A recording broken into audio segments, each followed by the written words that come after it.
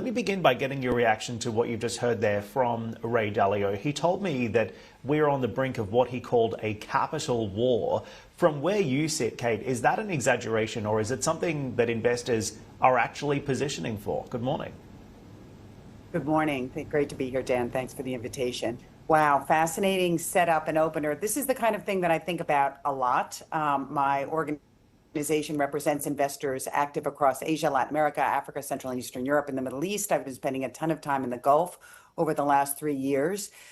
There certainly is a push towards global diversification. I mean, I think going to what Ray Dalio had to say, what the U.S. has brought to the table is incredibly deep U.S. markets. The depth of U.S. capital markets, both public markets and private markets, can't be compared to anywhere else in the world. So it's very difficult for global investors like Japanese institutions or Nordic pension funds or sovereign wealth funds in Southeast Asia to think about a massive pullout out of the United States. And of course, my investors, the investors I represent, are not people who are speculating in public markets or focused on gold. They're buying assets and making bets that look out 5, 10, 15, 20 years into the future.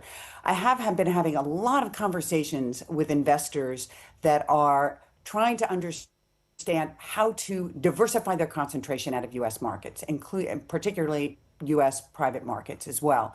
And we've been seeing trends in that direction. So there's an Asia for Asia push with Chinese money, crossing borders, Southeast Asia, the sovereign funds putting more money into some of the domestic markets. Another key consideration in all of this is, as Ray Dalio is pointing to, the dollar, the predominance of the dollar.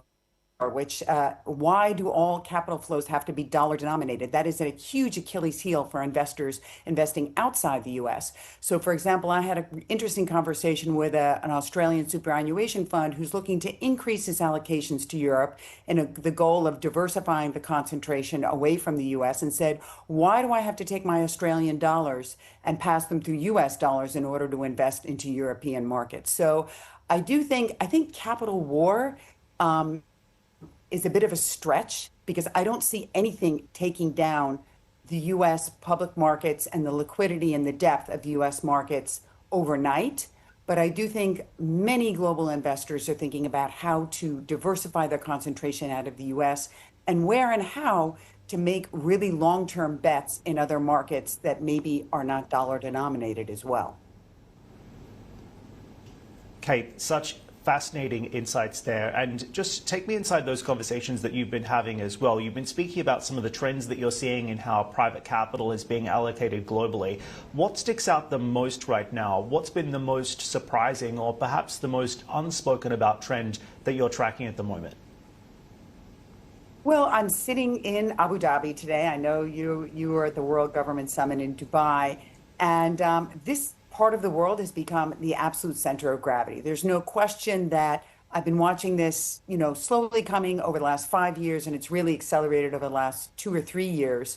A decade ago, UAE, Saudi was exporting capital to the U.S. Now, all the global asset managers, firms like Brookfield, KKR, General Atlantic, are opening offices in this part of the world, insurers as well, Nuveen, Manulife, and doing deals in the Gulf. So it's become a place where they're looking to build local capacity, and a lot of money is actually being deployed here. We saw record investments for the GCC, for the Middle East, from our research team, was over $20 billion was invested. It sounds like a drop in the ocean in the context of the U.S., but it's actually quite a significant sum. Record for a number of years. We've also seen local fundraising by fund managers in the Middle East. More of the sovereign funds in this part of the world are looking to develop a local ecosystem and back more managers, so that we saw over $3 billion invested in local fund managers here. But what I also noticed in those conversations, I was at FII in October, and it is extraordinary to go to Saudi, to be at FII and see how completely diverse the participation is from around the world.